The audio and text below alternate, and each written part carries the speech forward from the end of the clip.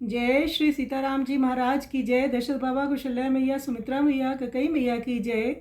भरतलाल, लखनलाल, शत्रुघ्न लाल की जय। अवध धाम की जय। जब ही रघुपति संग सिय चली। गोस्वामी तुलसीदास जी का ये पद गीतावली से है। तुलसीदास महाराज कहते हैं, जिस समय भगवान राम के साथ सीता जी भी चली, उस समय नगर के नर नारी वियोग व्यथा से व्याकुल होकर कहने लगे, अरे आली, ये तो बड़ा अन्याय हो रहा है। कोई कहने लगे, राजा ने अच्छा नहीं किया, वह कांच के लिए मणियों का त्याग रहे हैं। कोई बोले, कैकई कुल के लिए कुबेल बुरी बेल रूप है, जो इस समय दुख रूप विषम मय फलों से फली है। किसी ने कहा, विधाता भी बड़ा ही विषम और बलवान है, भला जानकी क्या वन के योग्य है। तुलसीदास जी कहते हैं, उस दिन तो वज्र की कठोरता भी तड़क कर नष्ट हो गई, जिस समय सिया जी, राम जी, लखन जी वन की ओर प्रस्थान किए, अयोध्या सुनी हो गई। तो बड़ा ये मार्मिक पद है। आइए मार्मिक पद का हम श्रवण करें।